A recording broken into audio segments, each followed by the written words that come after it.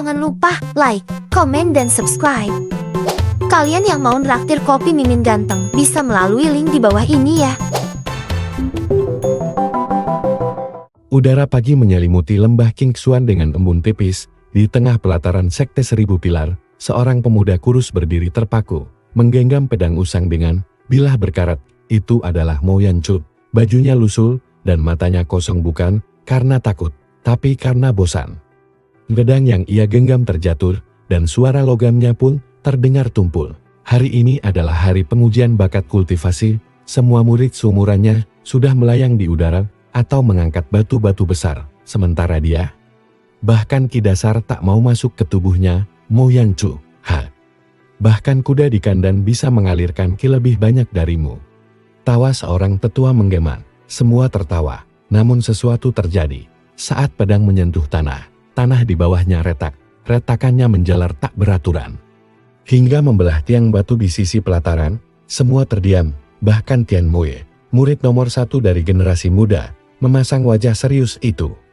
Bukan teknik biasa, tidak ada aliran ki, tapi struktur spiritual tanah hancur seketikan. Pedangnya, Haimen, gumam tetua Sian, mengangkat alis. Apa itu teknik bumi belah milik Sekte Gunung Jin?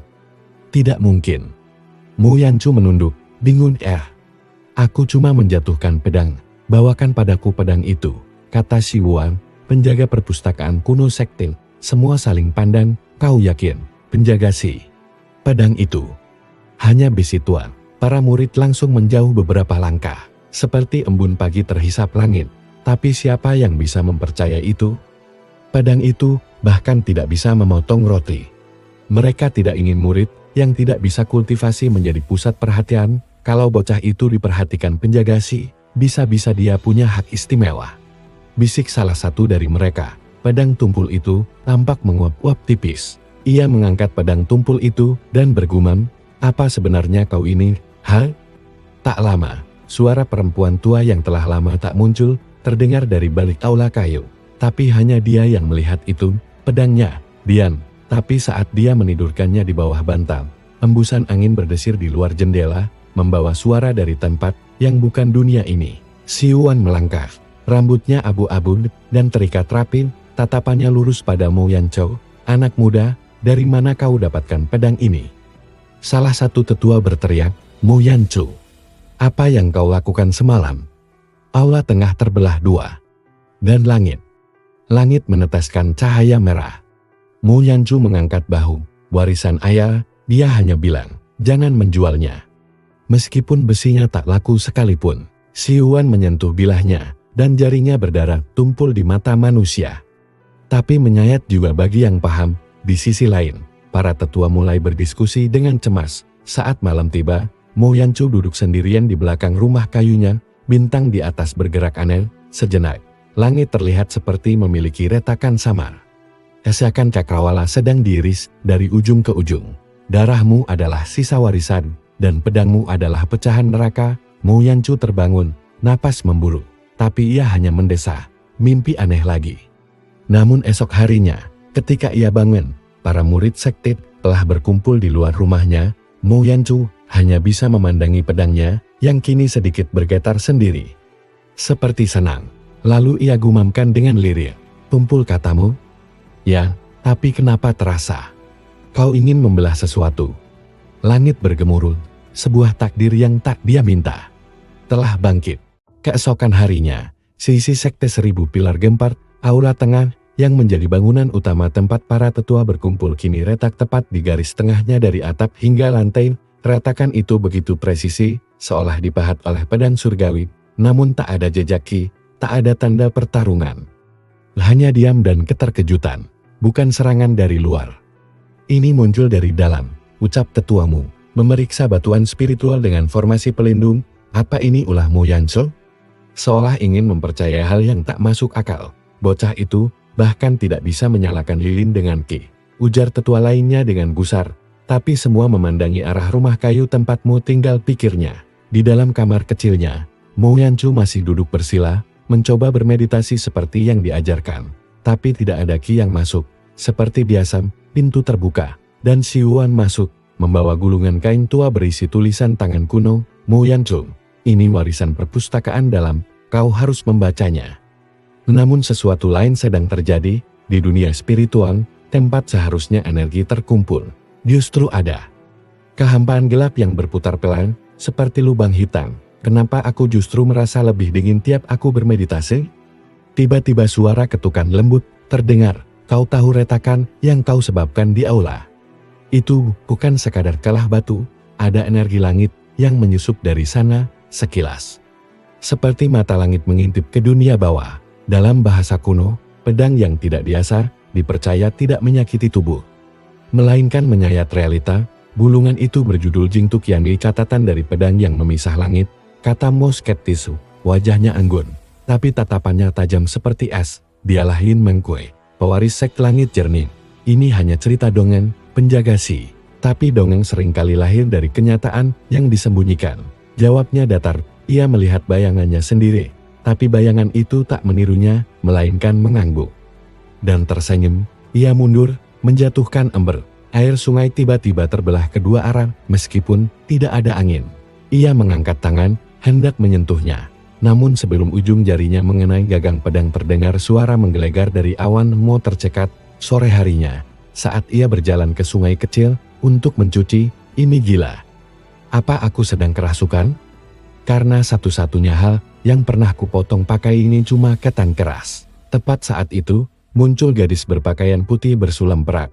Ia melayang di atas air dan mendarat di depan Mo. Si Wan muncul dari balik semak, wajahnya pucat. Jadi kau si Mo Yancho?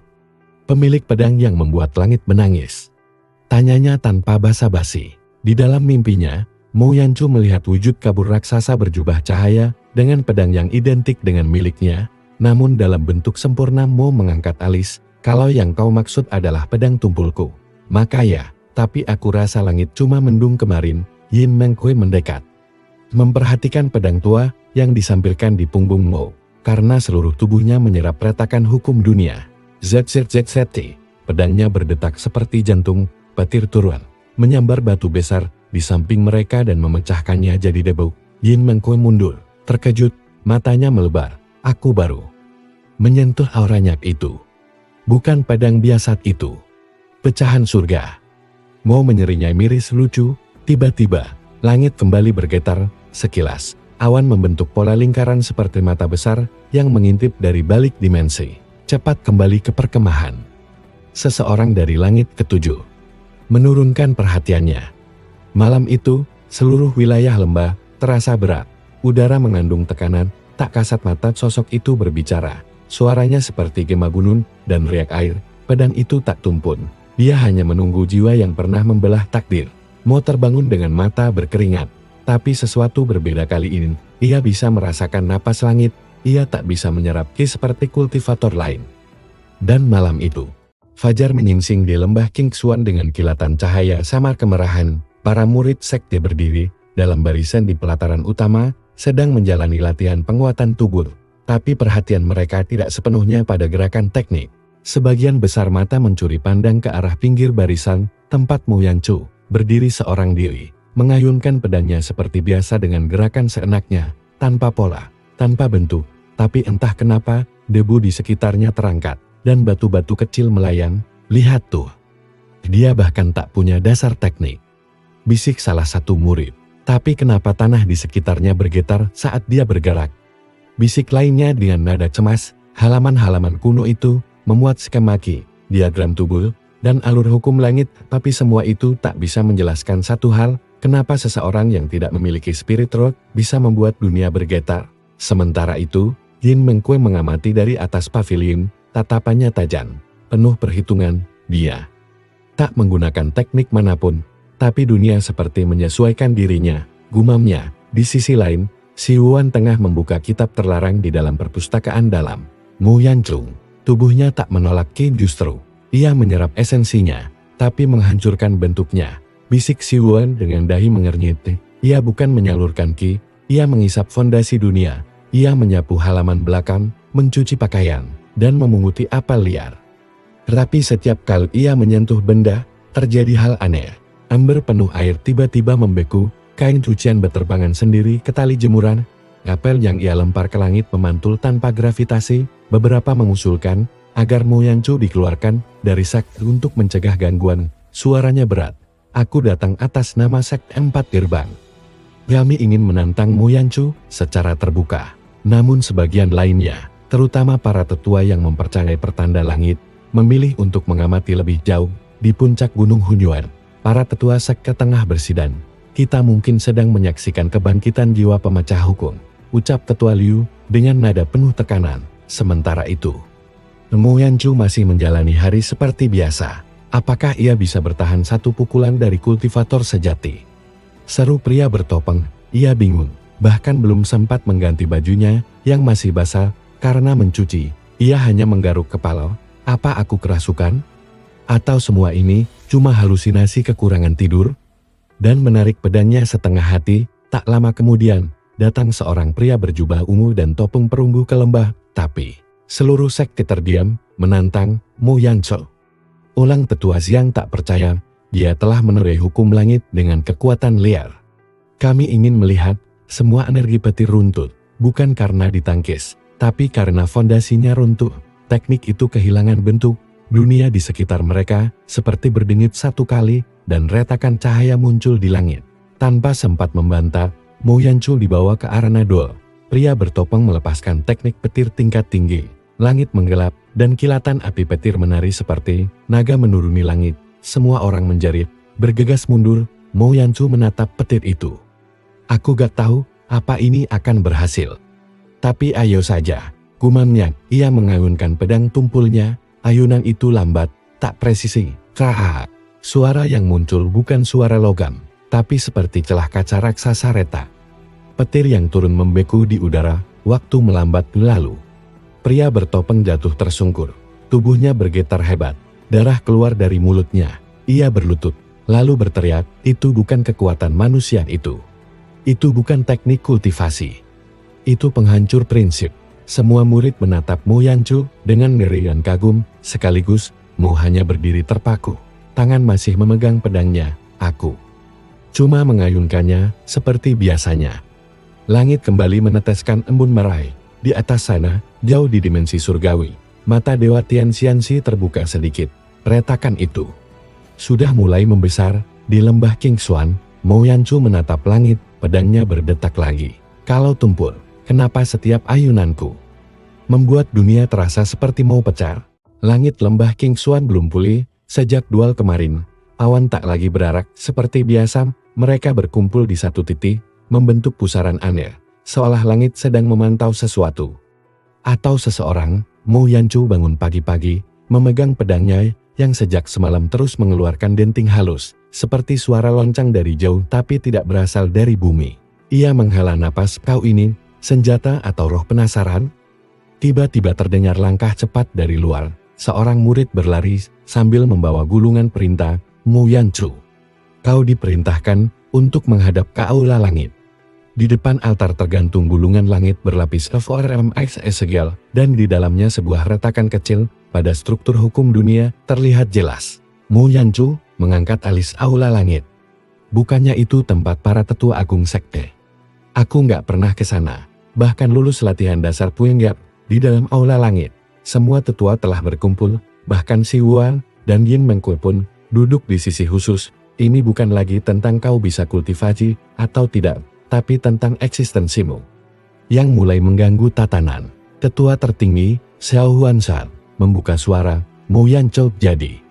Aku mengganggu dunia hanya karena bernapas? Jawab Mo Yanchu sarkastis. Hanya bisa diaktifkan oleh pemilik jiwa langit yang pernah disegel. Jika ia benar pewaris pedang surga, kenapa dunia tak langsung runtuh sejak ia lahir?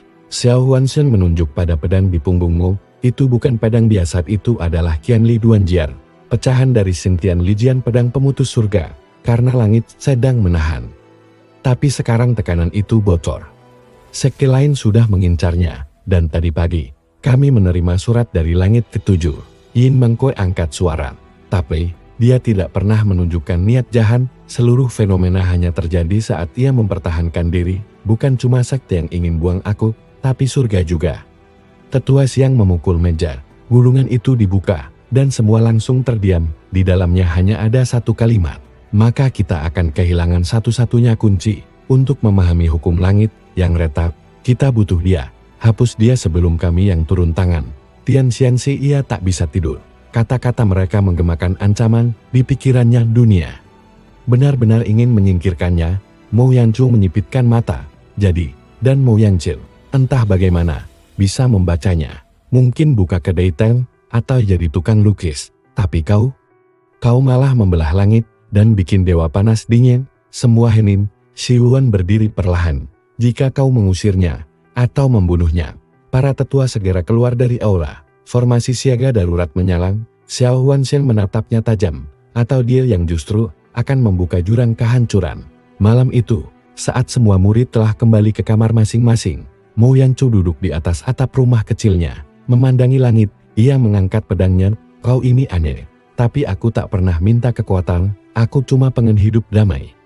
Pedangnya tiba-tiba bergetar, dari ujungnya keluar cahaya biru samar yang membentuk simbol kuno, huruf yang hanya bisa dibaca oleh roh pedang sejati. Aku bukan milikmu, tapi kita adalah satu. Mo tercekat, ia berdiri perlahan. Tubuhnya gemetar, pedangnya berbicara. Saat itu juga, awan bergemuruh dan membelah. Sosok berjubah putih meluncur dari langit, menabrak formasi pelindung sekte dan menghancurkannya seperti kaca. Semua bangunan bergetar. Mereka tak bisa melawan kekuatan itu. Dengan berat hati, ia memalingkan muka. Siapa itu? Cahaya langit mengerut. Udara menjadi kaku. Sosok itu berdiri di udara. Rambutnya panjang, matanya menyala keemasan. Ia menyebutkan namanya dengan suara bergema. Ia bukan sedang menghadapi seorang pemuda. Aku Bai Muchen, tangan kanan Tian Xianxi, atas nama langit ketujuh. Aku datang untuk menghapus pemegang pedang kutukan. Semua murid mundur ketakutan. Bai Muchen adalah Xian, makhluk tingkat langit, yang telah meninggalkan batas tubuh fana. Tak ada satupun tetua yang bisa menandinginya. Serahkan Mo Yanchu, atau sektamu akan terhapus dari peta benua malam ini. Xiao Huanshen memelototi Bai Muchen. Tetapi bahkan dia tahu. Mo Yanchu melangkah keluar dari bayangan, menatap sosok Bai Muchen dari tanah. Kalau kau mau aku datang dan ambil sendiri, semua orang tercengang. Yin Mengkuan menjerit, jangan. Kau bukan tandingannya. Tapi Mo Yanchu mengangkat pedangnya perlahan. Ia tak tahu teknik, tak punya ki, tapi entah kenapa langkah Bai Muchen sedikit goyah. Pedang tumpul itu kembali berdetak, dan untuk sesaat, Bai Muchen merasa, melainkan celah besar dalam hukum surga yang mengambil wujud manusia. Bai Muchen berdiri menggantung di udara, mengenakan jubah putih bersulam lambang langit ketujuh. Auranya menjulang hingga menutupi langit. Bagi para murid dan tetua, keberadaannya terasa seperti palu besar yang siap menghancurkan dunia kapan saja. Tapi di bawahnya, Mo Yanchu berdiri tenang. Dia menggenggam pedang tumpulnya tanpa pelindung, tanpa teknik, tanpa kekuatan yang terlihat. Bai Muchen berkata datar, tapi matanya menyipit. Dalam hatinya, rasa aneh menyusup. Pedang yang dipegang bocah itu tidak biasa. Ia bisa merasakannya. Tidak hanya menolak aura surgawi miliknya, tapi seperti menghisapnya secara perlahan. Apa kau pikir bisa menantangku dengan pedang tua itu? Mo Yanchu melangkah maju. Satu kaki menginjak retakan kecil di tanah. Sebaliknya, cahaya itu bergetar, kemudian retak seperti kaca. Lalu, lenyap. Bai Muchen mencoba menurunkan kekuatan langit dengan teknik cahaya nirmala, sebuah serangan spiritual murni yang digunakan untuk mensterilkan iblis dan kehancuran. Cahaya itu turun perlahan, seperti hujan emas suci. Tapi retakan itu menyebar, membentuk pola seperti jaringan akar petir, merambat ke tanah sejauh puluhan meter. Semua murid menahan napas di atas sana. Awan mulai berputar pelan, lalu semakin cepat. Namun saat cahaya itu menyentuh Mo Yanchu, tidak ada luka. Sekejap, semua yang melihat merasa seolah waktu berhenti. Detak jantung mereka melambat. Awan membeku di langit. Api lilin padam, bahkan suara jangkrik terhenti. Bai Muchen membuka matanya lebar-lebar. Mustahil. Teknik surgawi murni hancur karena dia. Mo Yanchu tak bergerak, tapi pedangnya bersinar lemah. Dari sinar itu, muncul bayangan kabur sesosok pria tinggi berjubah robek, memegang pedang raksasa di tengah langit yang terbelah. Siuan melihat bayangan itu dan berbisik gemetar, itu sosok dalam catatan kuno, dewa pemisah langit. Ia hendak menghapus keberadaan Mo Yanchu dari akar, bukan hanya tubuhnya, Tapi Mo Yanchu tak tahu apa-apa, ia hanya merasa aneh. Tubuhnya ringan, pedangnya hangat, aura ke-8 menyelimuti dirinya, bukan seperti iblis. Tapi seperti kekosongan, sebuah lubang dalam hukum dunia terbuka di sekitar tubuhnya. Agung, bahkan tidak menyerang. Bai Muchen menggertakkan gigi, lalu meneriakkan nama teknik larangan surgawi. Ia memegang dadanya, wajahnya pucat. Mo Yanchu bahkan belum melangkah. Langkah pemurnian, jiwa hukum ke-7. Pemisahan asal jiwa. Dari tangannya terbentuk lingkaran cahayanya besar, yang melambangkan hukum eksistensi jiwa. Namun saat teknik itu turun, tanah di bawah Mo justru meledak perlahan, memuntahkan cahaya hitam. Maka dia bisa membelah batas antara dunia ini dan dimensi atas. Lingkaran cahaya Bai Muchen berhenti. Lalu perlahan pecah menjadi potongan halus, serpihannya hilang tanpa suara. Dia tidak punya hukum untuk dihapus. Bai Muchen bergetar, dia bukan bagian dari hukum kita lagi. Sebuah lonceng surgawi muncul di udara, terbuat dari formasi cahaya murni. Suara nyaring bergema keras lonceng pemanggil, langit ke-7. Semua orang menyaksikan Bai Muchen mundur 3 langkah, di udara sebuah penghinaan besar bagi makhluk langit. Di kejauhan, Yin Mengkui berdiri membeku, napasnya berat. Bahkan makhluk langit pun tak bisa menyentuhnya. Apa sebenarnya dia? Si Huan, yang sejak tadi diam, akhirnya membuka suara. Bukan dia yang menyerap hukum, tapi pedangnya itu adalah pecahan surga yang belum mengakui batas. Tapi kalau kalian mau menghapusku, ya sudah. Aku juga bisa mencoba menghapus kalian. Para tetua kini mulai panik, beberapa berbisin, jika dia tak bisa disentuh oleh makhluk langit. Dia bukan kultivator dia. Anomali hukum, sekali lagi, gerakannya lambat, seperti orang bodoh belajar menebas pohon. Bukan karena hormat, tapi karena tubuh mereka tak mampu berdiri di bawah tekanan, yang bahkan bukan milik dunia ini. Bai Muchen akhirnya menggeram, dan menurunkan lengan kirinya. Semua tetua menjerit, dia mau memanggil kekuatan utama surga. Gila. Itu bisa menghapus seluruh sekte. Namun sebelum lonceng itu selesai dibentuk, Mo Yanchu menoleh pada pedangnya, lalu bergumam lirih, aku gak tahu kenapa kalian takut. Dia akan menjadi pemutus hukum surga. Ia mengangkat pedangnya. Namun di langit, sesuatu terbelah. Langit terpisah, bukan secara visual, tapi secara eksistensi. Dunia mengerang. Bai Muchen terjatuh dari langit. Darah keluar dari matanya. Lonceng surgawi hancur sebelum terbentuk, dan semua murid berlutut. Mo Yanchu terdiam. Aku hanya mengayun pelan.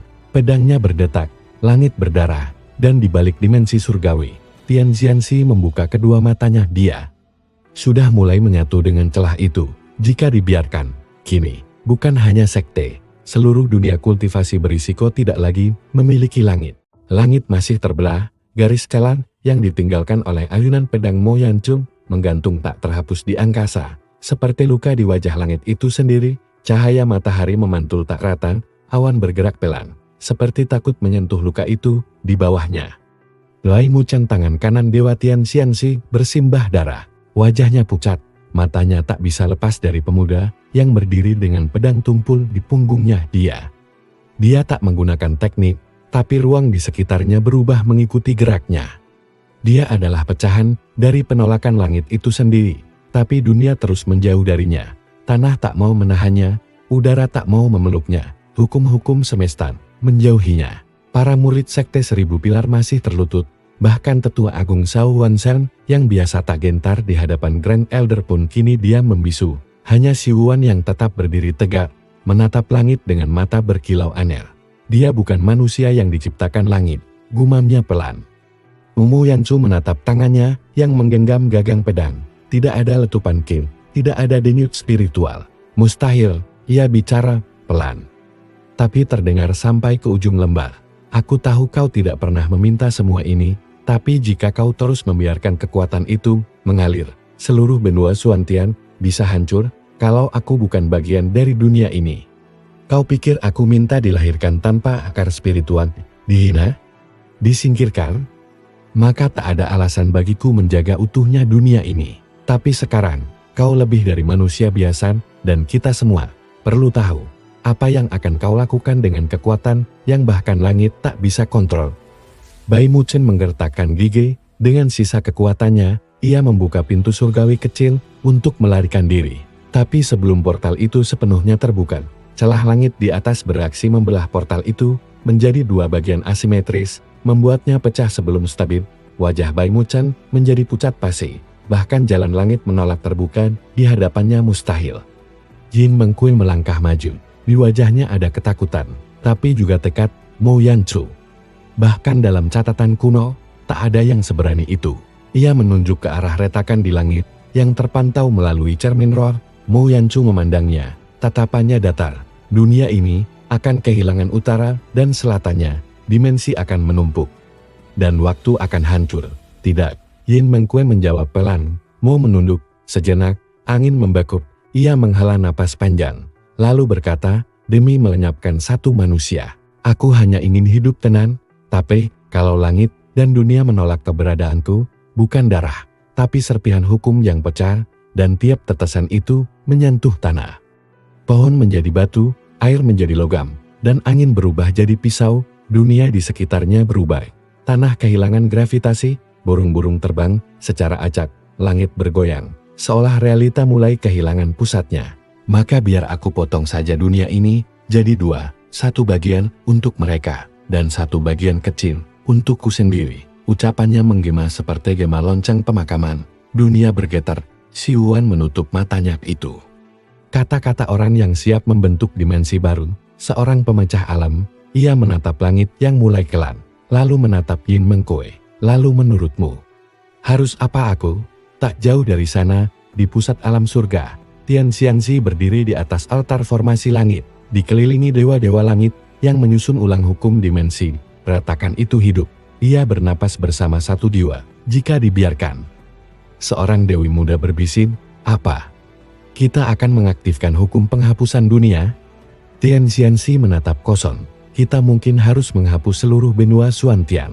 Bukan lagi tumpul. Sementara itu, di dalam sekte 1000 pilar, retakan langit mulai meneteskan cahaya ungu. Mo Yanchu melangkah pergi dari lapangan sekte, meninggalkan semua yang ketakutan di belakang, tapi setiap langkahnya.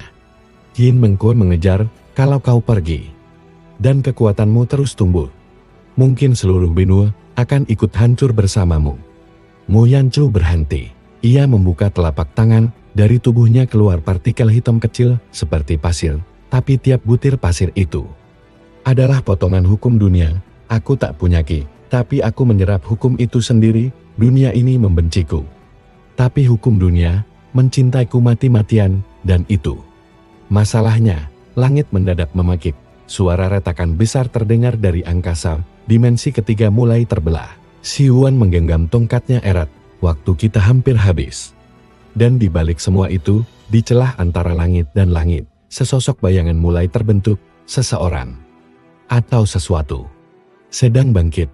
Dan ia hanya bisa bangkit bila dunia ini benar-benar runtuh semuanya. Dimulai dari padang tumpul yang kini, langit telah berubah warna, bukan biru, bukan merah, tapi semburat ungu gelap bercampur hitam, seperti luka memar yang membusuk di tubuh alam. Para tetua dan murid sekte 1000 pilar kini berkumpul di ruang bawah tanah yang dijaga formasi pelindung kuno. Mereka tahu, hari-hari sekte mereka sudah tak lama lagi, jika Mo Yanchu tetap berada di lembah ini. Sementara itu, Mo Yanchu berjalan pelan di pinggir sungai yang kini airnya mengalir ke atas. Ia memandangi wajahnya di permukaan air yang membelah sendiri menjadi dua refleksi. Seperti dunia tak tahu wajah mana yang harus diikuti, bukan manusia, bukan kultivator, bukan iblis, bukan dewa. Tetapi juga bukan tak ada. Aku bahkan gak tahu siapa diriku lagi, gumannya. Tiba-tiba, bayangan samar muncul di belakangnya. Sosok perempuan tua berambut panjang abu-abu dan membawa tongkat giok. Si Yuan, kau tahu kenapa pedangmu tampak tumpul di mata semua orang? Tanyanya pelan. Mo Yanchu menoleh. Karena dunia membenciku. Bukan, jawab Si Yuan. Karena dunia takut, jika ia tajam. Mo Yanchu terdiam. Si Yuan melanjutkan, Qianli Duanjian adalah pecahan dari pedang surgawi pertama yang digunakan para dewa untuk membelah kekacauan purba. Tapi pecahan itu tidak tunduk pada perintah siapapun, ia memiliki kehendaknya sendiri. Ia memilih pemilik bukan berdasarkan kekuatan, tapi berdasarkan luka-luka. Ulang Mo Yanchu bingung. Si Yuan menatap langit yang tergores seperti daging disayat pedang itu. Mengingat siapa saja yang disakiti oleh dunia, dan hanya akan menyatu dengan mereka yang pernah ditolak oleh semua hukum eksistensi. Mo Yanchu menatap pedangnya. Jadi, karena aku tidak punya tempat dimanapun, maka pedang ini memilihku. Karena dunia tak pernah memaafkanmu, dan kau tak pernah meminta dimaafkan, bisik Siwuan. Apakah penghapusan ini cukup? Di saat yang sama, di alam langit, Tian Xianxi berdiri di depan altar pengorbanan hukum Toa. Para dewa sudah membentuk lingkaran untuk melaksanakan ritus penutupan dunia. Ia mendengar suara dari dalam pedangnya, lebih jelas dari sebelumnya. Sebuah teknik pamungkas yang hanya dipakai ketika sebuah benua atau dimensi harus dihapus saat ritus ini selesai. Benua Xuantian akan dibungkus kabut kehampaan. Semua isinya akan hilang tanpa jejak, termasuk bocah itu. Ujar salah satu dewa. Tian Xianxi mengangguk, tapi dalam hatinya muncul satu keraguan. Ia adalah sisa kesadaran dari senjata tertua dan kini sepenuhnya terbangun. Jika bahkan hukum dunia runtuh di hadapannya. Sementara itu, di puncak Gunung Buya, Mo Yanchu mendaki sendirian, membawa pedang tumpulnya. Aku tak punya memori, tapi aku punya rasa. Dan aku ingat rasa saat aku dipakai membelah langit. Masing-masing berisi roh hukum alam makhluk yang hanya muncul ketika struktur dunia harus diperbaiki secara paksa. Mereka melayang mengelilingi Mo Yanchu, menciptakan sangkar dimensi di sekelilingnya. Aku ingat rasa saat aku ditolak oleh tangan para dewa. Mo Yanchu berhenti berjalan. Suara itu bukan sekadar ilusi, pedangnya hidup. Jika kau hidup, kenapa kau tak pernah bicara padaku sebelumnya?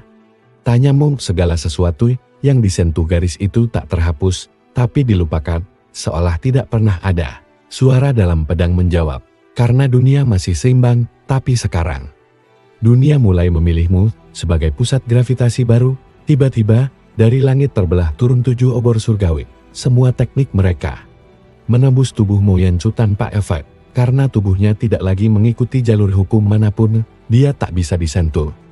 Tak bisa dibunuh, Mo Yanchu. Teriak salah satu dari mereka, dunia telah memutuskan eksistensimu harus dihapus demi keseimbangan dunia ini yang akan terpotong dari dirinya. Mo Yanchu mencengkeram gagang pedangnya, lalu berkata tenang, kalau dunia tak memberi ruang untuk orang sepertiku, maka aku akan membuat ruang sendiri. Ia mengayun pedangnya perlahan, tak ada kilat, tak ada ledakan, tapi dari bawah kakinya muncul garis hitam melingkar. Garis itu memotong tanah, air, angin, dan bahkan suara. 7 roh hukum menyerang serentak, namun serangan mereka tak mengenai apapun. Siwuan menyaksikan dari kejauhan. Matanya bergetar. Dia telah keluar dari sistem. Dunia ini tak lagi mampu mencatat keberadaannya. Yin Mengkon datang dan berdiri di samping Siwuan. Apa itu artinya? Siwuan menggeleng. Justru karena itu, jika dia mengayun pedangnya sekali lagi, langit menangis. Pedangnya yang dulu tampak tumpul kini bersinar redup namun tajam. Karena ia telah mengingat kembali semua luka yang dulu membuat langit retak. Langit tak lagi diam. Di atas Gunung Buya, awan berlapis menguncup seperti kelopak mawar raksasa. Namun dari tengahnya tumbuh ratakan menganga. Tak ada kilat, tak ada guntur, hanya keheningan menakutkan yang menyelimuti benua Xuantian. Dunia menahan napas. Dikelilingi oleh pecahan hukum dan roh-roh langit yang telah berubah bentuk, tak lagi menyerupai makhluk, melainkan serpihan kesadaran dunia yang menggila.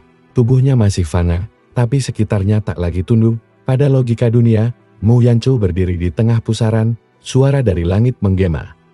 Bukan suara dawang, tapi suara alam itu sendiri, atau kami akan menandai seluruh generasimu sebagai celah. Kembalikan pecahanku. Mo Yanchu menatap ke atas, lalu ke tangannya. Pedang itu, dulu warisan dari ayahnya yang sederhana, kini berdingit seperti jantung kedua, tapi detaknya bukan kehidupan, melainkan ingatan. Suara dalam pedang kembali muncul. Aku adalah luka, bukan pada tubuh, tapi pada waktu.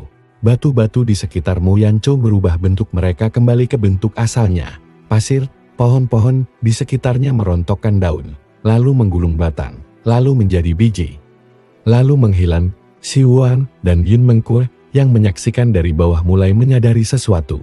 Dalam pikirannya muncul fragmen-fragmen aneh, bukan kenangan pribadinya, melainkan gambar-gambar asing, reruntuhan langit yang tak pernah ia lihat, pedang serupa miliknya yang dipatahkan di atas altar kuno, dan wajah-wajah asing yang berteriak.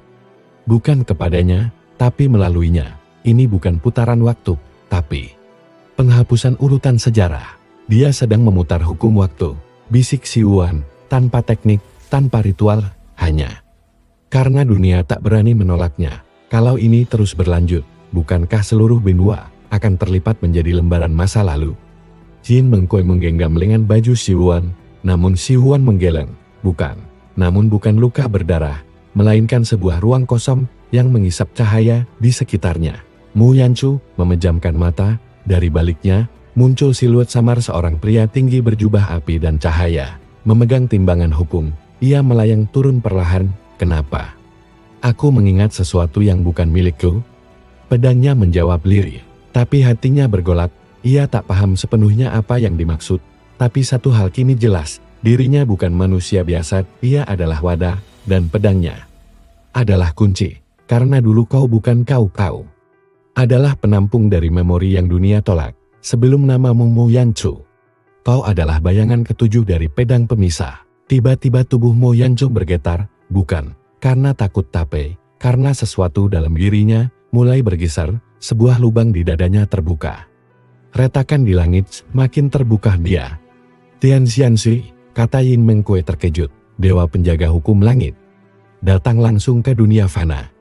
Aku ingin meninggalkan satu hal sebelum aku lenyap, katanya. Tian Xianxi menatap Mu Yanchu, kau bukan ancaman karena kekuatanmu, tapi karena ingatan yang akan kembali bersamamu, ingatan tentang dunia sebelum aturan diciptakan, agar dunia ini tahu. Mu Yanchu diam. Tian Xianxi mengangkat tangan, dari balik dimensinya muncul pedang ukiran hukum, senjata yang biasa hanya digunakan untuk mengeksekusi entitas luar hukum, senjata yang bahkan para dewa hanya gunakan 2 kali sepanjang sejarah. Satu tebasan ini, dan jejakmu akan terhapus, tak hanya tubuhmu, tapi juga ingatanmu di semua dunia. Mu Yanchu melangkah maju. Aku tidak minta jadi bagian dunia, tapi kalau dunia memaksaku untuk hilang. Tian Xianxi menunduk sedikit. Apa itu? Dalam struktur langit itu, keabadian yang bahkan para dewa tak bisa hapus. Jadi, meski nanti dia hilang, dunia tetap harus mengingatnya. Mu Yanchu mengangkat pedangnya perlahan, retakan. Pernah ada satu orang yang tidak diterima oleh apapun, tapi tetap menolak tunduk. Ia menebas, lambat, tapi tebasan itu tidak mengenai Tian Xianxi, justru langit di atasnya terpotong sekali lagi. Namun kali ini, bukan hanya retakan, tapi huruf. Satu kalimat tertulis dengan cahaya hitam di langit dunia, tapi dengan hujan huruf-huruf hukum yang kehilangan maknanya. Takau Adat. Tian Xianxi menatapnya dengan kaget. Takau bukan ingin menghancurkan dunia, tapi meninggalkan bekas. Si Yuan menggigit bibirnya, air mata mengalir. Dia menulis namanya. Yin Mengkoi berlutut, matanya memerang. Tian Xianxi mengangkat pedangnya, tapi tangannya gemetar. Ia tahu, kalau ditebas sekarang, Mu Yanchu akan musnah, tapi nama itu akan tetap tinggal, menodai hukum selama-lamanya, dan untuk seorang dewa hukum, itu lebih menyakitkan daripada apapun. Mu Yanchu tersenyum.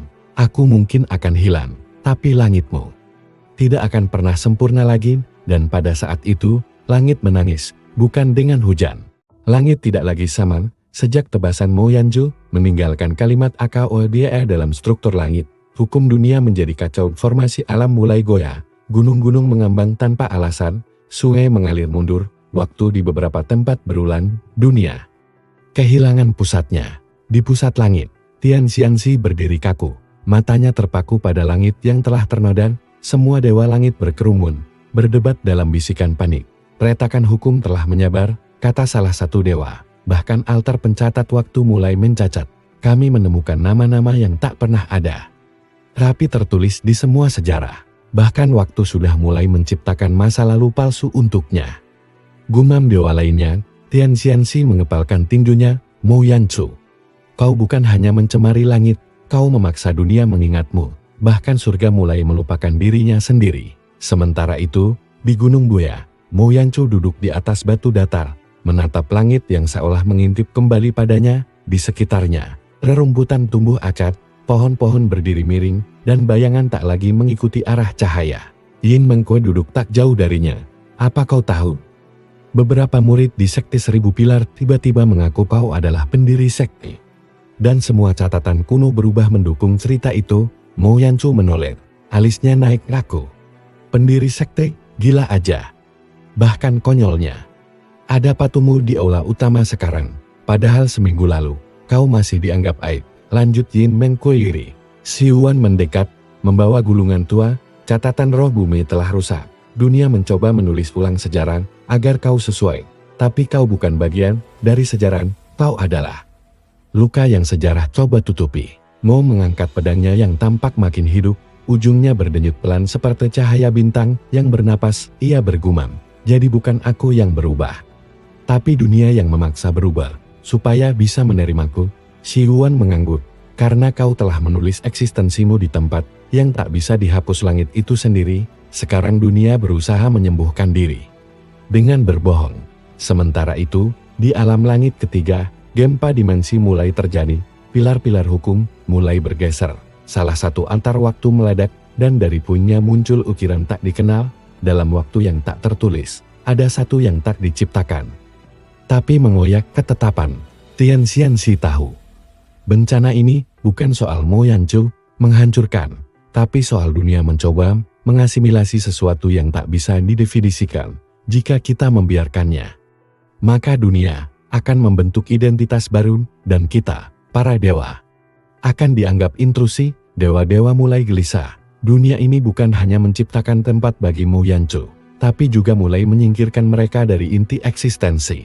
Dia bukan sekadar gangguan, dia adalah pusat baru realita yang sedang berkembang. Tian Xianxi menghela napas panjang, maka hanya ada satu cara. Kita tak bisa membunuhnya, tapi kita bisa menutup langit itu, segel eksistensinya, buat dunia melupakan kembali ke Gunung Buaya. Suara petir tiba-tiba membelah langit.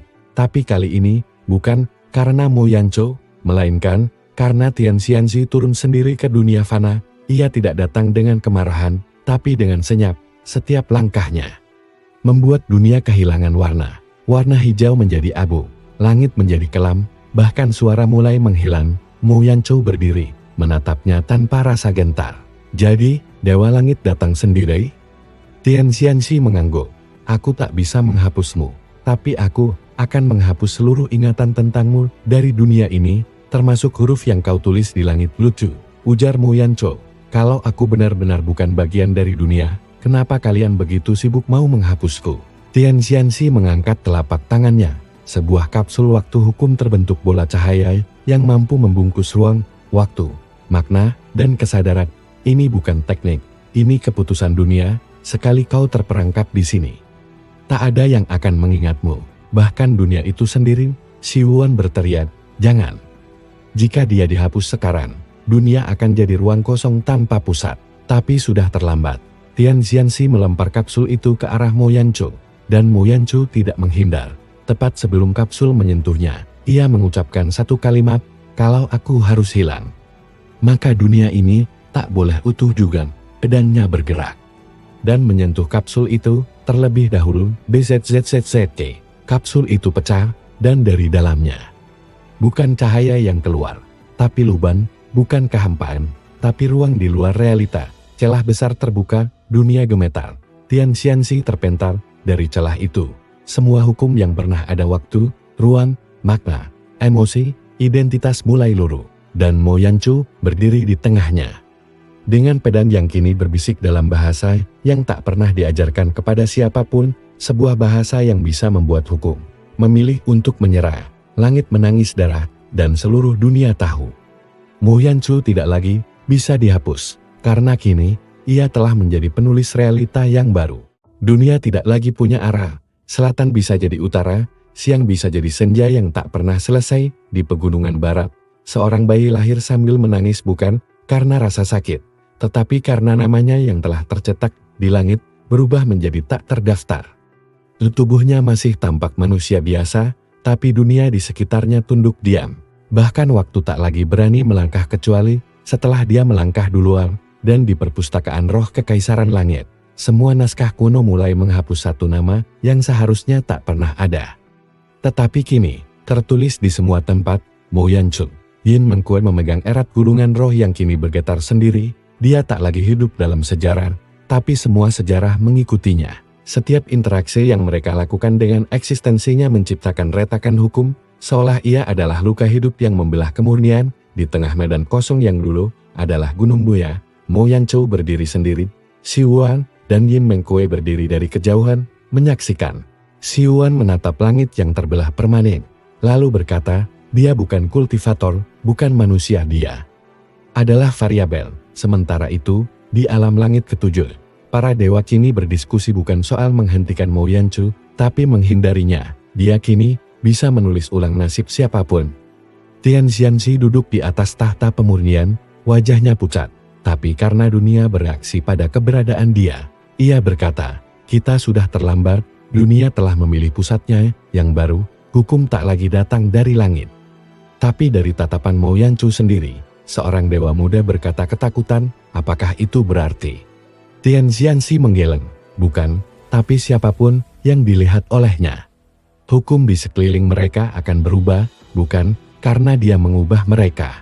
Kembali ke medan Gunung Buya, Mo Yanzhou mengangkat pedangnya yang kini berpendar bukan karena energi, melainkan karena seluruh struktur semesta mendengarkan setiap geraknya, dan dalam waktu sekejap, semua peta roh dunia memperbarui diri sendiri.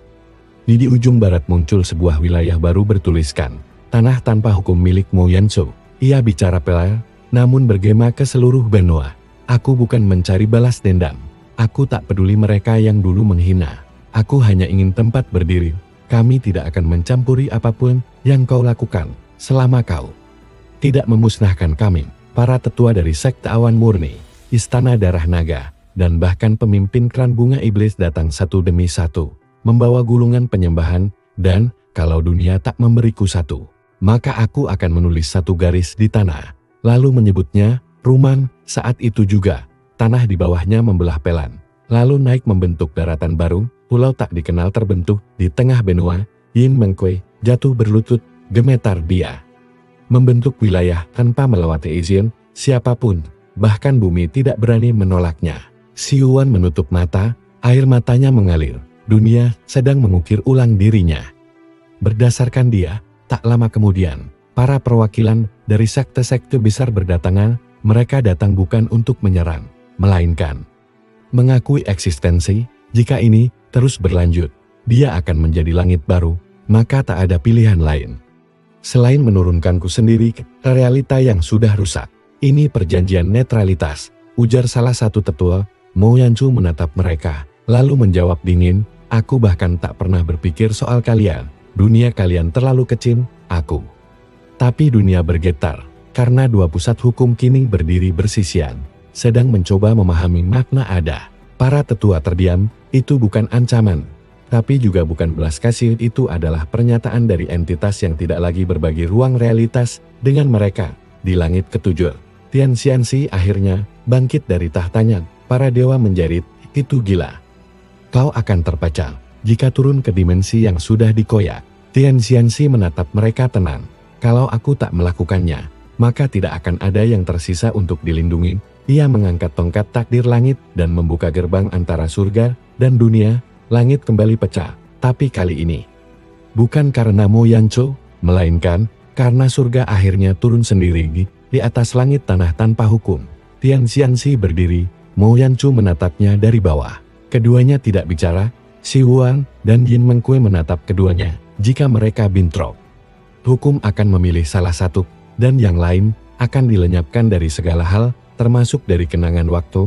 Angin berhenti, langit membeku. Mo Yanzhou menurunkan pedangnya perlahan, lalu berkata pelan, kau datang sebagai langit, tapi aku berdiri bukan di bawahmu lagi. Tian Xianxi menatapnya, dan mengangkat tongkatnya tinggi-tinggi. Dalam hitungan napas berikutnya, dunia harus memilih, langit lama atau langit yang baru. Bentang langit terbelah menjadi dua rona, separuh berwarna keemasan, berdenyut dengan cahaya Tian Xianxi, dan separuh lainnya keabu-abuan, suram tapi dalam memantulkan aura Mo Yanzhou. Titik tengah langit, di mana dua kekuatan itu bersinggungan, memijar seperti jantung dunia yang dipaksa memilih denyutnya sendiri. Para tetua besar dari sekte-sekte utama menatap langit dengan wajah tegang. Mereka tahu, pertempuran ini bukan soal dua orang, tapi soal siapa yang akan menulis hukum realitas untuk milenia selanjutnya. Xi Yuan berdiri di puncak menara kristal di tanah tanpa hukum, matanya menyipit. Pertarungan ini bukan tentang menang atau kalah, tapi tentang siapa yang akan diakui oleh semesta sebagai pusat mutlak. Di sisi lain, Tian Xianzi turun dari awan cahaya ke medan kosong. Ia tak berkata sepatah kata pun, namun setiap langkahnya membuat tanah di bawahnya tumbuh rumput, bunga, dan cahaya. Dunia menyambutnya seperti anak yang bertemu ayahnya. Mo Yanchu pun melangkah mendekat, namun setiap jejak kakinya justru membuat tanahnya hening, tidak tumbuh, tapi juga tidak mati. Ia membawa ketiadaan yang stabil. Aku tidak membawa kehidupan, bukan pula kematian, gumam Mo pelan. Aku hanya bukan bagian dari sistem kalian. Tian Xianzi akhirnya berbicara. Semua hukum lahir dari langit. Tanpa langit, dunia menjadi liar. Apa yang kau ciptakan bukan kebebasan, melainkan kekacauan tanpa batas. Mo Yanchu menatap lurus. Kalau langit kalian sempurna, kenapa aku ada? Serarak. Kata-kata itu cukup membuat langit keemasan di atas Tian Xianzi retak meski hanya sejenak. Dunia mendengar kebenaran yang tak bisa dibantah, dan hukum bergidik. Tian Xianzi mengangkat tongkat takdir langit. Dari ujungnya muncul 9 simbol kuno. Waktu, kehendak, karma, kelahiran, kematian, hukum, jiwa, roh, dan kesadaran.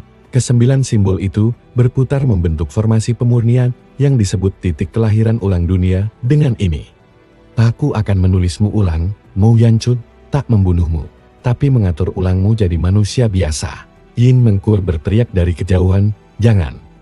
Jika dia kembali jadi manusia biasa, dunia tak akan kuat menopang ingatannya, dunia bisa runtuh. Tapi ritual sudah dimulai. Langit di atas Mo Yanchu perlahan bergulung, cahaya hukum turun seperti air terjun. Dunia mencoba merangkulnya kembali, membentuk narasi baru di mana ia hanya manusia biasa, mungkin anak petani, atau murid gagal di sekte kecil. Mo Yanchu mulai memejamkan mata dalam pikirannya.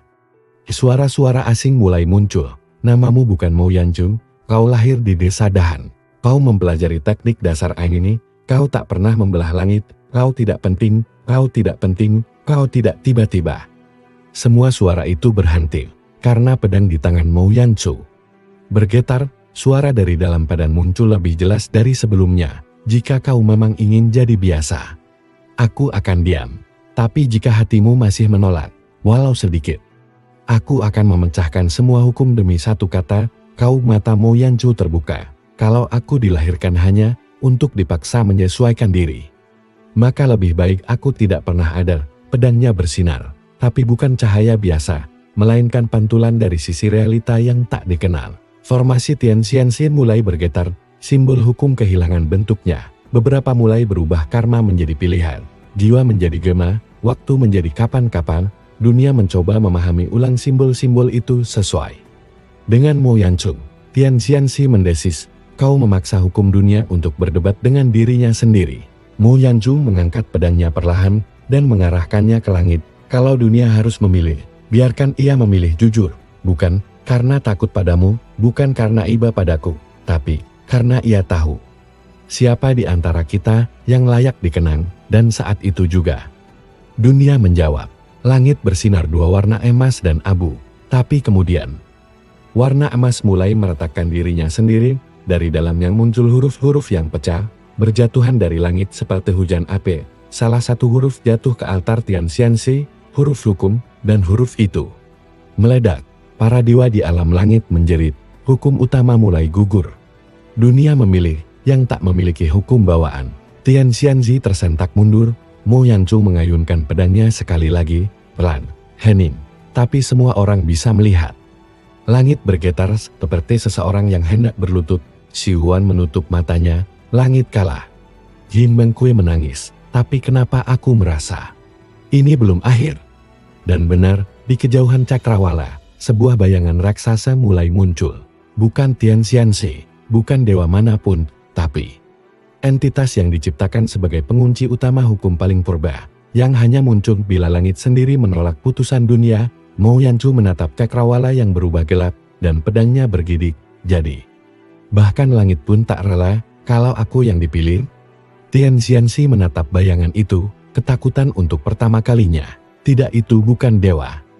Itu adalah penjaga kosong yang ditugaskan untuk memakan eksistensi liar, dan kini ia datang untuk menelan Mo Yanchu. Langit tak lagi terbelah, ia diganti. Cahaya redup digulung menjadi tirai pekat, suara hilang. Waktu membeku, seluruh dunia menahan napas. Karena sesuatu yang bahkan para dewa pun dilarang menyebut namanya turun dari balik ketiadaan. Penjaga kosong, ia bukan sosok biasa, ia tak punya wajah.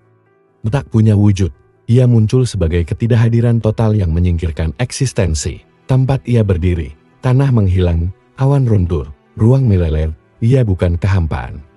Ia adalah pemadam segala bentuk ada, di atas medan tanah tanpa hukum. Mo Yanchu berdiri diam, pedangnya gemetar, tapi bukan karena takut melainkan, karena dunia di sekelilingnya tidak bisa memutuskan hukum apa yang berlaku. Si Yuan menjerit, itu makhluk yang diturunkan, bila dunia memilih sesuatu yang langit sendiri tak bisa terima. Yin Mengkui berbisik penuh horor, ia pernah muncul sekali, 10.000 era lalu. Dan seluruh dimensi ketujuh musnah tanpa sisa. Tian Xianxi jatuh berlutut, wajahnya pucat. Aku lebih memilih dihancurkan oleh Mo Yanchu. Daripada melihat kosong itu bangkit, langit tidak bergetar, karena tempat itu bukan langit lagi, semua hukum mundur, semua makna gugur, dan kosong melangkah menuju Mo Yanchu tanpa suara, tanpa energi, tanpa tekanan, tapi langkahnya membuat realita robek. Mo Yanchu menatap makhluk itu, dan untuk pertama kalinya, ia merasakan sesuatu yang bukan takut, bukan marah, bukan putus asa. Tapi, ketertarikan. Kosong itu tidak menyerang. Ia hanya mendekat, dan setiap langkahnya menghapus potongan diri Mo Yanchu. Ujung jubahnya memudar, bayangannya menghilang. Jejak langkahnya terhapus saat masih melangkah. Bahkan nama Mo Yanchu di langit mulai mengabur. Si Yuan memekik. Dia bukan bertarung. Dia sedang dihapus. Yin Mengkui menggigit bibirnya, sampai berdarah. Kalau dia hilang, dunia akan kehilangan pusatnya, maka kita semua akan menjadi bagian dari yang tidak ada.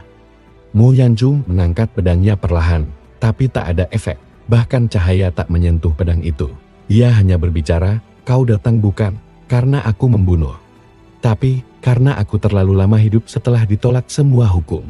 Kosong berhenti, hanya setengah langkah dari wajahnya. Tak ada mata, tapi Mo Yanchu bisa merasakan makhluk ini ingin menyatu dengannya, menjadikannya asal mula tak pernah terjadi. Tapi saat kosong hendak menyentuh dahinya, pedang Mo Yanchu bersinar. Bukan cahaya biasa melainkan kata, satu kalimat mengalir dari bilah tumpul itu, tertulis dengan apa yang bahkan hukum tak bisa padamkan. Aku bukan berasal dari dunia ini, aku berasal dari kegagalan dunia itu sendiri. Kosong terhenti. Untuk pertama kalinya, makhluk itu ragu, karena pedang Mo Yanchu kini memancarkan ingatan-ingatan kegagalan realita itu sendiri. Semua yang dulu dihapus, semua yang pernah ditolak, semua kemungkinan yang tak pernah terjadi muncul kembali dalam cahaya gelap bilahnya. Si Yuan meneteskan air mata, pedang itu menyimpan semua luka dunia yang dulu dikubur. Dan sekarang, luka-luka itu menolak untuk diam, kosong mulai goyah tubuhnya. Pecah menjadi celah dimensi kecil, dari dalamnya mengalir makna-makna tak tersusun. Satu suara keluar dari tubuhnya, bukan bicara, tapi gema dunia yang mengeluh. Kau adalah aku adalah ketidakadaan. Kau seharusnya tak pernah ada, tapi kau bertahan itu. Salah, Mo Yanchu tersenyum kecil. Ia menurunkan pedangnya, lalu mari kita perbaiki kesalahan dunia ini dengan membiarkan yang tak pernah diizinkan. Untuk tetap berdiri, ia melangkah maju, dan entah bagaimana kosong itu mundur, retakan di tubuhnya menyusup. Satu langkah lagi, Mo Yanchu mendekat. Dan di saat itu, realita memutuskan, Mo Yanchu tidak bisa dihapus, karena dia adalah penjelmaan luka yang tak pernah diobati. Kosong menjerit dalam ribuan bahasa yang tak bisa diingat. Lalu meledak tanpa suara, dunia tak bersorak, dunia diam. Tapi hukum mulai kembali perlahan, tanah muncul. Langit kembali menyatu, waktu berdetak. Dengan hati-hati, di atas langit yang mulai pulih, satu kalimat muncul dengan tinta tak dikenal, yang tak pernah ada. Telah diterima. Tian Xianxi berdiri limbung. Ia menatap Mo Yanchu, dan akhirnya berlutut, bukan karena kau kuat, tapi karena bahkan kehampaan tak bisa menolakmu. Mo Yanchu mengangkat kepalanya, dan untuk pertama kalinya, dunia tidak melawan. Ia diam, tenang, dan menerima. Namun di ujung benua timur, di ruang tertutup paling rahasia dalam alam delapan, satu mata kuno terbuka. Bukan dewa, bukan hukum, tapi sesuatu yang telah menanti kebangkitan sejak Mo Yanchu lahir, sesuatu yang menyebut dirinya memori langit yang hilang, dan ia belum menerima kekalahan. Angin berhenti, waktu tenang dunia seolah memulihkan dirinya pelan-pelan. Setelah makhluk pemakan eksistensi kosong terusir, sebagian besar benua mulai kembali ke wujud normal. Gunung-gunung berdiri lagi, sungai mengalir kembali, tapi ada satu hal yang tak bisa dikembalikan, rasa aman. Sebab langit, meski diam, kini menyimpan getaran samar dari sesuatu yang lebih tua, lebih dalam, dan lebih menyeramkan. Daripada sekadar hukum, di alam delapan, tepat di dalam ruang tertutup berjuta segel, sebuah mata kuno terbuka, bukan fisik, tapi mata pemikiran kolektif. Mata ini adalah peninggalan dari era sebelum langit punya nama. Ia disebut oleh para dewa kuno sebagai memori langit yang hilang, sebuah bisikan menyebar, jika luka tidak diobati, maka luka akan menjadi kesadaran. Jika kesadaran tidak diterima, maka ia akan menjadi kehendak. Jika kehendak tak tertampung, maka ia akan menjadi langit yang baru. Mata itu tak bicara, tapi para dewa di langit tertinggi merasa pikiran mereka dirampok. Semua yang mengandung ingatan tentang langit lama perlahan tercemar oleh frasa-frasa asing yang tak bisa dibaca, tapi bisa dirasakan.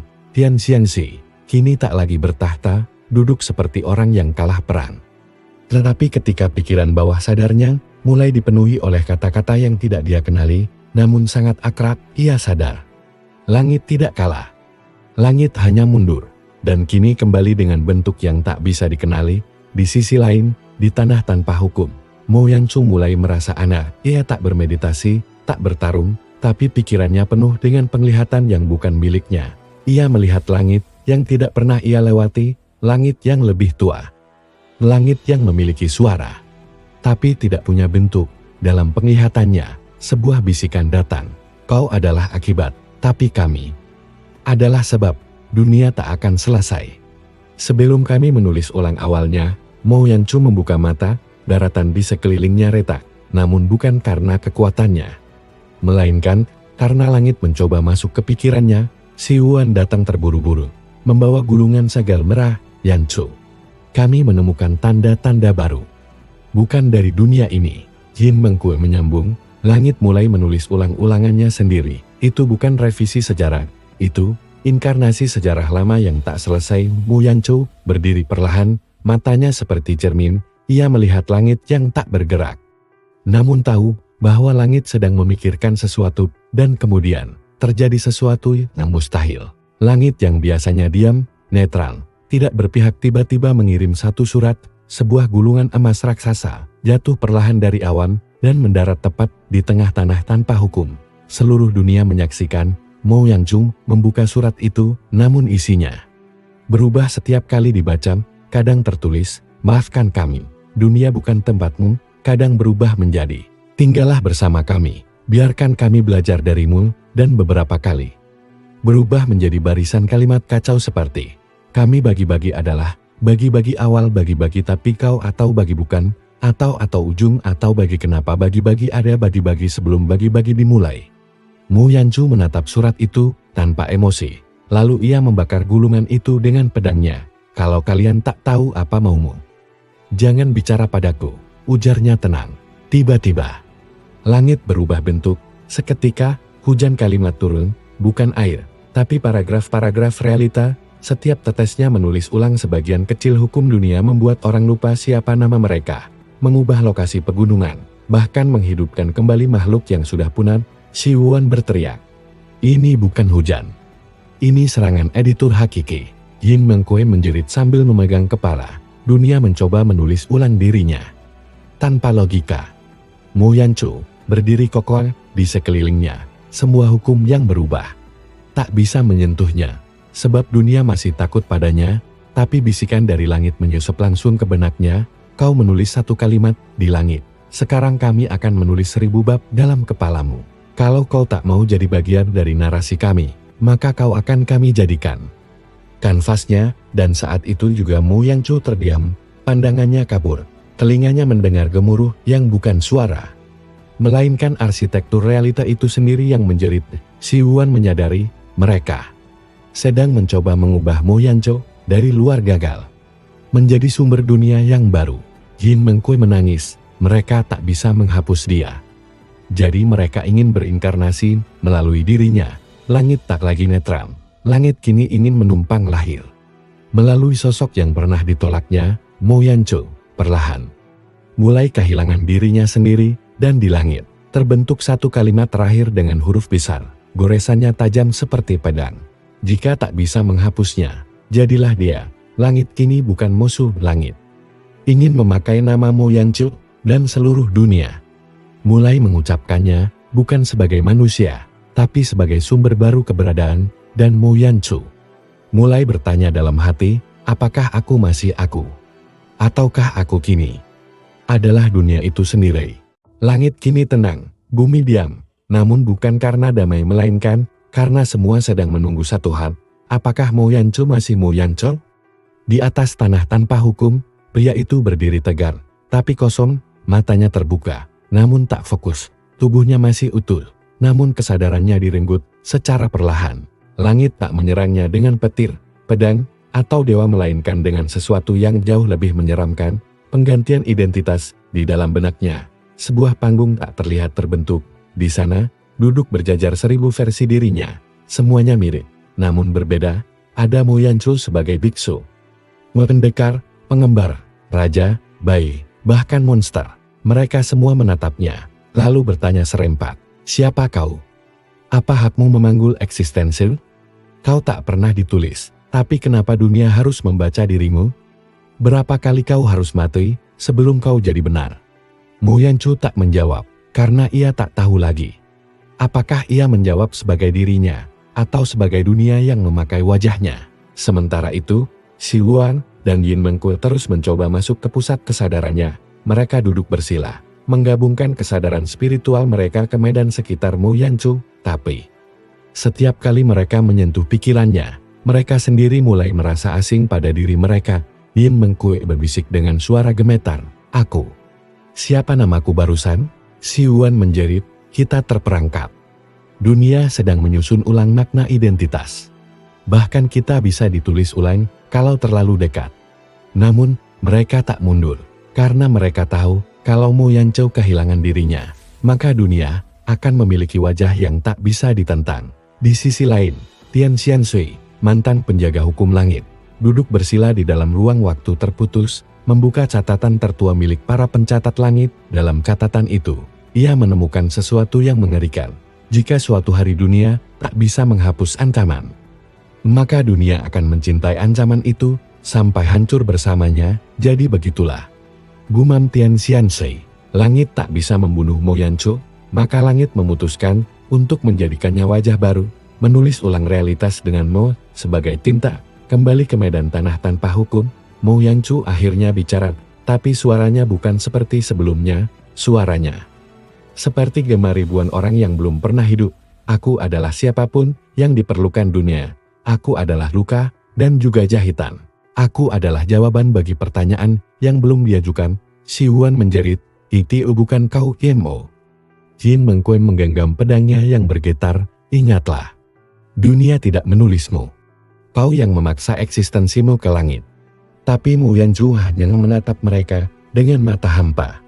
Dan tiba-tiba, pedangnya pecah. Namun bukan pecah secara fisik, melainkan eksistensinya mulai menyebar menjadi kata-kata, huruf-huruf yang menyebar ke segala arah. Setiap huruf itu menempel pada gunung, sungai, manusia, binatang, bahkan roh dan monster.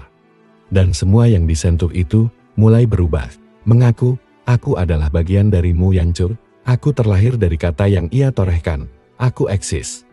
Karena dia, dunia mulai berubah menjadi narasi tunggal, dunia menjadi kitab, dan kitab itu ditulis dengan tinta bernama Mo Yancho. Tian Xianxi turun sekali lagi dari alam langit, tapi bukan untuk bertarung, ia hanya menunduk dan bertanya, Mo Yancho, apa kau masih ingin menjadi dirimu? Namun Mo Yancho tidak menjawab, karena di dalam pikirannya, kini hanya ada satu suara, kenapa kau ingin tetap jadi satu orang? Kalau kau bisa jadi segalanya. Dan dari atas langit, muncul huruf-huruf baru, bukan tulisan dari dunia ini, tapi tulisan dari era sebelum dunia dilahirkan. Siwon berbisik, itu huruf-huruf asal mula, huruf yang hanya digunakan oleh pencipta pertama. Huruf-huruf itu perlahan membentuk satu kalimat yang membuat semua makhluk bahkan dewa berlutut ketakutan. Penulis telah bangkit, Yin Mengku jatuh terduduk. Jadi dia bukan cuma karakter. Dia adalah pena pertama. Yang kembali dari keterbuangan, langit menangis, bumi sunyi, dan dalam dada Mo Yanchu, jantungnya kini berdetak dalam irama bab dan ayat, dunia telah kehilangan kontrol. Mo Yanchu tidak lagi ditulis oleh dunia, ia menjadi pena yang sedang menulis dunia itu sendiri, dan di satu tempat tersembunyi, jauh di luar cakrawala yang dikenal. Satu makhluk purba yang belum pernah tersentuh cahaya membuka matanya untuk pertama kali sebab jika dunia kini sedang ditulis ulang, maka hanya ada satu tugas terakhir, menghentikan sang penulis sebelum semua menjadi akhir. Langit bergulung dalam huruf, gunung berubah jadi paragraf, laut menjadi tinta, dan dunia tak lagi menjadi tempat hidup, tapi menjadi halaman yang terus menulis dirinya sendiri, dan pena yang memegang kendali atas semua itu adalah Mo Yanchu. Namun, Mo Yanchu bukan lagi dirinya yang dulu. Di jantungnya tak berdetak karena darah, melainkan karena alur. Setiap napasnya membentuk kalimat, setiap langkahnya memunculkan hukum baru. Ia bukan dewa, ia bukan musuh, ia kini adalah penulis yang bahkan dunia tak berani ganggu. Siwon berdiri di kejauhan, tubuhnya penuh luka spiritual. Ia telah mencoba menuliskan kembali Mo Yanchu dengan mantra pengikat asal mula. Namun setiap kali ia menyebut nama itu, namanya sendiri mulai lenyap dari sejarah. Yin Mengku menangis dalam diam. Ia berdiri di atas gunung puing tanah tanpa hukum, yang kini berubah menjadi bab pembuka dunia baru. Aku sudah tak tahu lagi siapa yang kukenal, ucapnya. Mo Yanchu yang kita kenal mungkin sudah dikubur di dalam kisar yang ia tulis sendiri di langit tertinggi. Tian Xianxi berdiri di gerbang terakhir eksistensi. Di depannya, terbuka celah menuju lapisan nol dimensi kosam sebelum hukum pertama diciptakan di dalamnya. Satu makhluk purba pencatat sebelum kata terbangun, ia disebut dalam catatan kuno sebagai Exiarwo, sang penolak cerita. Pantitas yang lahir hanya untuk menghapus kisar sebelum kisah jadi nyata. Tian Xianxi berbicara lirih. Jika Mo Yanchu kini adalah pena, maka hanya Ziruo yang bisa menjadi tinta yang membatalkan goresannya. Maka, Ziruo turun, ia tak turun seperti hujan, ia turun seperti diam yang membekukan. Setiap makhluk yang melihatnya melupakan kenapa mereka ada, karena Ziruo tidak menghancurkan, ia membatalkan keberadaan. Saat ia menginjak tanah yang ditulis Mo Yanchu, tempat itu mengelupas, kalimat-kalimat menghilang, struktur hukum mencair. Ia adalah lubang dalam cerita, dan akhirnya, ia berdiri di depan Mo Yanchu. Tidak ada suara, tidak ada pertarungan. Hanya tatap menatap antara dua kutub mutlak. Satu adalah pena yang menulis ulang dunia. Satunya lagi adalah penghapus yang bahkan tidak dikenal oleh sejarah. Mo Yanchu menatap Ziruo, dan untuk pertama kalinya, sejak menjadi penulis, ia bertanya, jika aku membentuk dunia dari ketidakterimaan, lalu kau datang untuk menghapusku, maka siapakah yang menulismu? Ziruo menjawab bukan dengan suara, tapi dengan lenyapnya waktu, dan tiba-tiba Mo Yanchu merasa lupa. Lupa siapa dia sebelum ini, lupa kenapa ia berdiri. Kalimat-kalimat dalam tubuhnya mulai kabur, pena di tangannya retak, namun di detik terakhir, sebelum ia benar-benar pudar, Siwon dan Yin Mengku menjerit bersamaan, Yan Mo Yanchu adalah kisah yang kami pilih untuk percaya. Kalimat itu menyala, dan dunia berhenti pudar. Tiba-tiba, semua hukum yang sempat ditulis Mo Yanchu berubah menjadi kisah yang hidup di dalam hati makhluk-makhluk yang mempercayainya. Ia tak lagi hanya tertulis di langit, ia tertanam di jiwa. Ziruo menyeringai untuk pertama kalinya. Ia tak bisa menghapus kepercayaan, karena kepercayaan adalah tinta yang lahir dari dalam, bukan dari hukum. Mo Yanchu tersenyum.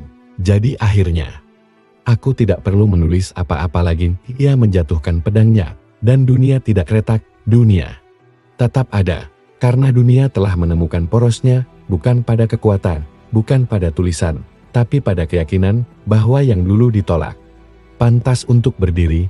Mo Yanchu menatap langit terakhir kalinya, lalu bicara, aku tidak menang, aku tidak mengalahkan siapapun, aku hanya berdiri cukup lama, sampai dunia berhenti mengusirku, dan setelah itu, tubuhnya mulai hilang, tapi bukan karena dihapus, melainkan Karena ia memilih untuk menutup bukunya sendiri, Mo Yancho pun lenyap.